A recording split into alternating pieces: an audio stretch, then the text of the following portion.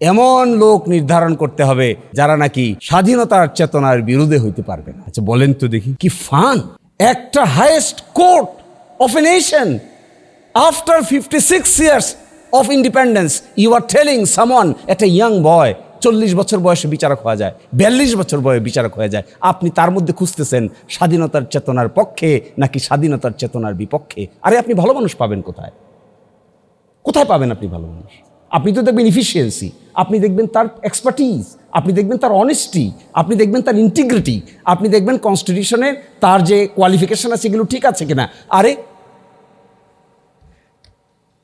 কার ভিতরে কতটুকু চেতনা আছে? বাংলাদেশে কি কোনো চেতনা মিটার আছে নাকি বাইর করার, যে কার ভিতরে কতটুকু চেতনা আছে? চেতনা কি করে আমি বাইর করব? চেতনা তো আমি বাইর করতে পারবো না। আমি তো দেখবো তার আউটওয়ার্ড অ্যাপিয়ারেন্স, আমি দেখবো তার কোয়ালিফিকেশন, আমি দেখবো তার এফিসিয়েন্সি, ইন্টিগ্রিটি, এগুলো আমি দেখব। কিন্তু আমি দেখবো চেতনা, তাহলে তো একটা মিটার বাইর করতে হবে যার নাম হবে চেতনা মিটার। তো এইগুলোতে এসে একটা আশার দিক এখন আছে, সেটা হলো after July revolution people are ready to change. এইখানে হলো একটা hope, we are ready to change. Even drastic measure নিলেও আমার ধারণা বাংলাদেশের মানুষ সে ড্রাস্টিক মেজারটাই দেখতে চায়, যে চেঞ্জ। কি চেঞ্জ হয়ে গেছে? ঠিক আছে, আগামীকালকে থেকে অথবা 3 দিন পর থেকে আমাদের সুপ্রিম কোর্টে আর কোনো এলোমেলো কেস হবে না, সব স্লটিং। ক্রিমিনাল আপিল, অত নম্বর ক্রিমিনাল আপিল সেপ্টেম্বর মাসের 3 তারিখে শুনানি হবে। যাদের যাদের আছে রেডি হয়ে আসে। ডেথ রেফারেন্স নম্বর 26/2019, এটা শুনানি হবে আগামী রবিবারের এত তারিখ, অত নম্বর কোর্টে আপনি আসেন শুনানি করে, আপনার বক্তব্য দিয়ে আপনি চলে যান। রিটেন বক্তব্য দেন, রিটেন আপনার কথা বলে যান। দূর থেকে এসে শুধু আইনজীবীদের উপরে হাস করেন, আইনজীবীদেরকে বলেন যে রিটেন সাবমিশন ছাড়া আপনার কথা গ্রহণযোগ্য হবে না, you must submit a written submission as well. এইভাবে এক্সটেম্পর বক্তৃতা দিয়ে গেলে বিচার কার্য সম্পন্ন করা যাচ্ছে না, তো পসিবল না। জাজমেন্ট রিচ হয় না, জাজমেন্টে রেফারেন্স নাই। জাজমেন্টে কেন রেফারেন্স থাকে না? কারণ আমরা আইনজীবীরা এইভাবে সাহায্য করতে পারি না। আমরা এক্সটেম্পর বক্তৃতা দিয়ে চলে যাচ্ছি, এক্সটেনশন বক্তব্যে যে যখন চলে যাচ্ছি তখন এটা সমাধান হচ্ছে না। তো যখন আইনজীবীর সাবমিশন লিখতে যান জাজমেন্টে, তখন তো মেরিট পাওয়া যায় না, কারণ আইনজীবীর সাবমিশনের ভিতরে ওই জাজমেন্টগুলো রেফার করে করে paragraph 1, paragraph 2, paragraph 3, paragraph 6, 7 quote করতে পারেন না জাজমেন্টে, কারণ কেউ এভাবে সাবমিট করে নাই। বিচারক সাহেব কি করবেন? তিনিই বা কতটুকু আবিষ্কার করবেন? নিজ থেকে কতটুকু আবিষ্কার করা সম্ভব? It's very difficult job. এবং 2-4টে রিকমেন্ডেশনের কথা আমি বলে যাই, কেন হলো না বিচার বিভাগের স্বাধীনতার উপর দিয়ে হেঁটেও কেন আমরা নেমে গেলাম? এর পিছনে কাজ হলো আমরা ব্যুরোক্রেসির কাছে হেরে গেছি। আমি তো 116 মামলার সঙ্গে ক্লোজলি রিলেটেড ছিলাম, আমি দেখেছি কোন জায়গায় গিয়ে এটা আটকাই গেছে। যে জায়গায় গিয়ে আটকে গেছে সে নাম এখানে বলা যাচ্ছে না, কিন্তু এক জায়গায় গিয়ে এমন এক জায়গায় আটকাইছে যে জায়গাটাতে বিচারকদের উপরে ব্যুরোক্রেসি প্রাধান্য পেয়েছে, সেই জন্য আটকে গেছে, আর কিছুতে না। কিন্তু 116 এই সেপারেট জুডিশিয়াল সেক্রেটারিয়েটটা এক জায়গায় গিয়ে গলা টিপে ধরেছে সবাই, এবং তারা ব্যুরোক্রেটস। তারা চায় না এখানকার ইন্ডিপেন্ডেন্স, তারা চায় না এখানকার স্ট্যাটাস, তারা চায় না এখানকার প্রপার ফাংশনিং। তো আমার 1 নম্বর রিকমেন্ডেশন থাকবে, প্লিজ ইন্ট্রোডিউস এ স্পেশাল জাজ অ্যাপয়েন্টমেন্ট দিতে পারেন আপিলের ডিভিশনে এবং হাইকোর্ট ডিভিশনে। বিডিআর মামলা 158 জনের ফাঁসি, আপিল বিভাগে আপিল পেন্ডিং। আমার ধারণা আগামী 15 বছরে ওইটা শুনানির কোনো সম্ভাবনা নাই, যদি না বিশেষ উদ্যোগ নেওয়া না যায়।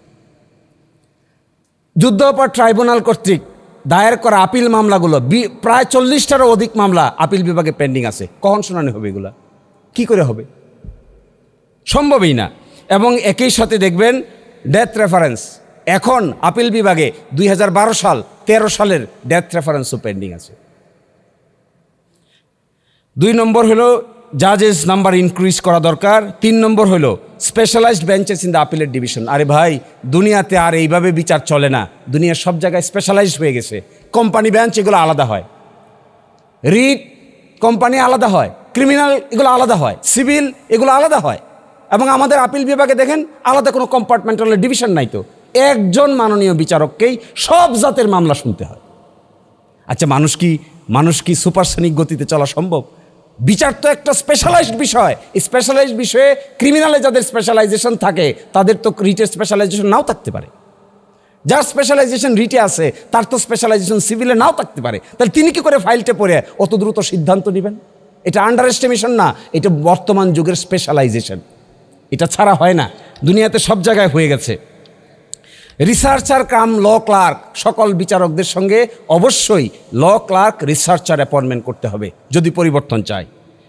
তারপরে introduce case management system, smart case management system. Financial independence is needed, জরুরি ভিত্তিতে মাননীয় বিচারকদের ফাইন্যান্সিয়াল রেমুনারেশন ব্যক্তিগতটা ইনক্রিজ করা দরকার, ইনস্টিটিউশনাল কস্টটা ইনক্রিজ করা দরকার। আর formulate the conduct of the জাজেস। আপনারা জানেন আমাদের উচ্চ আদালতের মাননীয় বিচারকদের এখনও কিন্তু কন্ডাক্ট অফ দ্য জাজেসের কোনো ফর্মুলেশন আইন নাই। শুধু 16th অ্যামেন্ডমেন্ট কেসের ভিতরে প্যারাগ্রাফে আপনি দেখবেন 391 প্যারাগ্রাফের ভিতরে, যেটা রিপোর্টের আছে 71 ডেলার আপিলেট ডিভিশন পেজ 52, এর ভিতরে এক জায়গায় 16th অ্যামেন্ডমেন্ট কেসের ভিতরে কোড অফ কন্ডাক্ট বলে অ্যাপ্রুভ করে দিয়েছে, কিন্তু কোনো গেজেট পাবলিশ কোনো কোড অফ কন্ডাক্ট মাননীয় বিচারকদের নাই, আজ পর্যন্ত নাই, নিম্ন আদালতেরও নাই, উচ্চ আদালতেরও নাই। আর establish independent attorney service. Attorney service independent না হইলে সঠিক বিচার ডেলিভারি করা ইজ ভেরি কঠিন। সরকার আসে, অ্যাটর্নি জেনারেল অফিস হায়ার হয়ে যায়, সরকার যায়, অ্যাটর্নি জেনারেল অফিস ফায়ার হয়ে যায়। এই যে হায়ার এবং ফায়ার, এইটা তো কোনো উন্নত বিচারিক সিস্টেম না। এটা attorney general office must be an establish independent attorney service, তবেই এগুলো ডেভেলপ করা সম্ভব। আমি অনেক কথা বলেছি যেগুলো আমার কাছে মনে হয়েছে 5ই আগস্টের পরে এই সমস্যাগুলোর সমাধান করতে পারাই হবে চেতনার প্রকৃত লালন। আর যদি এই সমস্যার সমাধান করতে না পারি, কে আমরা কতটুকু অবদান রেখেছি, কে গুলি খেয়েছি, কে রাস্তায় গিয়েছি, এই সমস্ত আলোচনার মধ্যে থাকি, ওই গুলি আর আলোচনা সুপ্রিম কোর্টের 18 কোটি মানুষের বর্তমান সময়ের বিচারের ক্রাইসিসকে মোকাবেলা করার জন্য যথেষ্ট হবে না।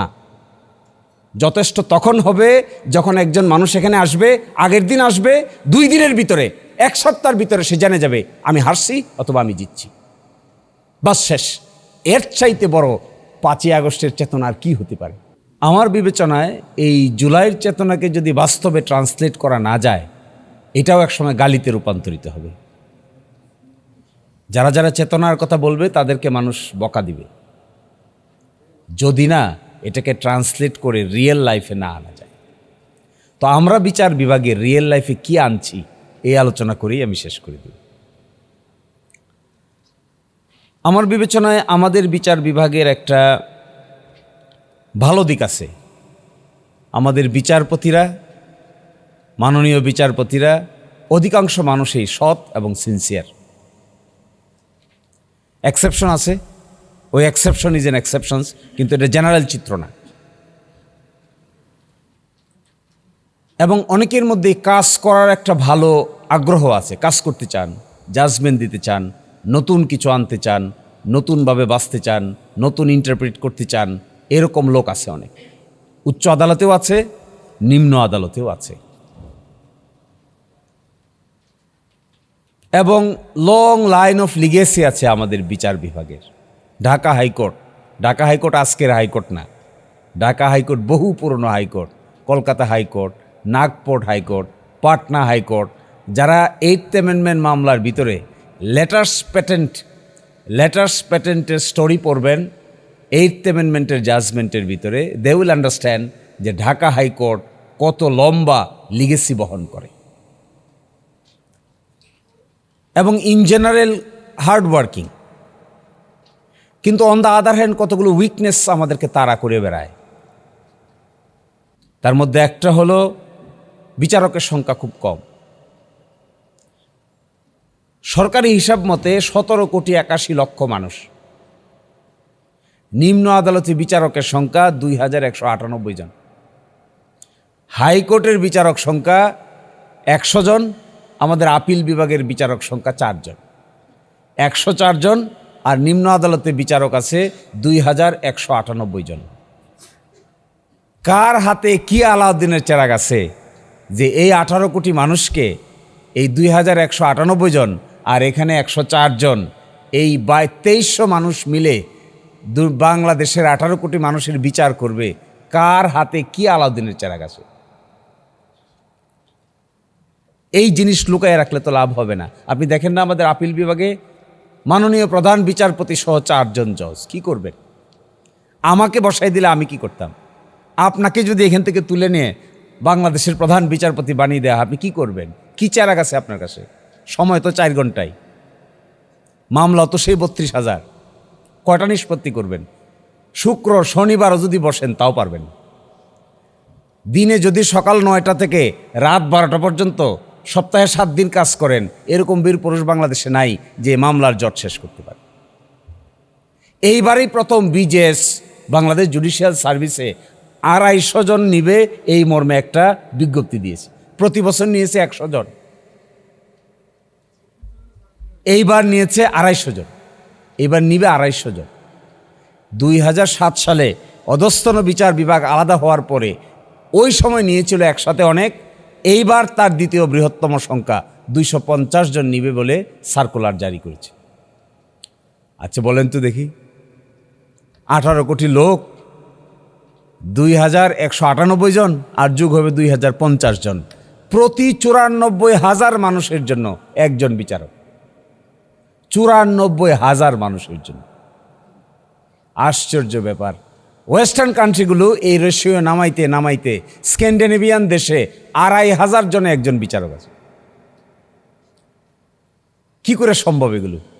এখন এই সমস্ত কথা কে বলবে, কে আলোচনা করবে, কে সমাধান করবে, কে দায়িত্ব নেবে, আর কে শুধু ক্রিটিসাইজ করবে? ক্রিটিসাইজ করলে তোর কাজ হচ্ছে না, এগুলো সমাধান হবে কি করে? 5 আগস্টের পরে লম্বা লম্বা বক্তৃতা দিলে লাভ হবে কি? এখানে তো শেষ হচ্ছে না। মামলা আপনি ফিক্স করি, শেষ তো হয় না, সমাধান তো হয় না। ফিক্স করেছেন, এইখানে সবার অভিজ্ঞতা আছে, প্রতি ভ্যাকেশনের পরেই একবার ফিক্স করতে হয় না? তো এটা হাস্যকর। আমার তো ধারণা এমন দিন আসবে এভাবে চলতে হলে কিছুদিন পরে মক্কেলরা উকিলদেরকে মারবে। এখন এই হাইকোর্টের বারান্দায় রোজ এই 1-2টা দুর্ঘটনার খবর পাওয়া যাচ্ছে। গত পরশুদিন আমি দেখেছি, বৃহস্পতিবার আমি দেখেছি, নিচতলায় ওল্ড ভবনের নিচতলার কোনায় উকিল আর মক্কেল মারামারি হইতেছে। ও বলতেছে টাকা নিছেন কেন, ও বলতেছে কইছেন আপনি করতে পারেন নাই কেন, আপনাকে আর বিশ্বাস করা যাবে না। এই নিয়ে কলার ধরছে একজন আরেকজনের, বারের প্রেসিডেন্টকে সমাধান করে দিয়ে আসছে। কে দায়ী এগুলোর জন্য? Why don't you speak up? কেন মুখ লুকায় বসে রয়েছেন? কেন আমরা একজন আরেকজনের দিকে সামান্য টাকা আয় করার জন্য হাঁকাহাঁকি করতেছি, কেউই মুখ খুলে বলি না? কি জন্য এটা, কি জন্য হচ্ছে এটা? কিসের আগাম জামিন? 3 মাস পরে একটা আগাম জামিন শুনানির জন্য হাইকোর্টে আসে। 3 মাস পরে আগাম জামিনের আর কোনো দরকার আছে? তো কি জন্য আসছিল হাইকোর্টে? আসছিল তো আগাম জামিন নিবে। আগাম জামিন আজকে ফাইল করছে, কালকে শুনানি হবে, পরশুদিন আদেশ হবে, লয়ার সার্টিফিকেট নেবে, 4 সপ্তাহ 8 সপ্তাহ প্রোটেকশন পাবে, নিম্ন আদালতে সারেন্ডার করবে। এই জন্যই তো আসছিল এই প্রোটেকশনটার জন্য। 3 মাসেও আপনি খুঁজে পাবেন না। তো খালি বিপ্লবের কথা বললে আর বড় বড় চেতনার কথা বললে তো এখানে আগাম জামিন নিষ্পত্তি হবে না।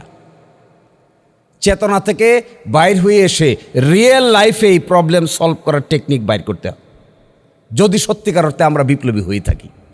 আর যদি আমরাও অনেকটা তেলবাজিতে বিশ্বাস করি, তাহলে আমরাও দেখে না দেখে, বুঝে না বুঝে কোনোরকম নিজের জীবন পার করে আমরাও চলে যেতে পারবো, কোনো অসুবিধা হবে না।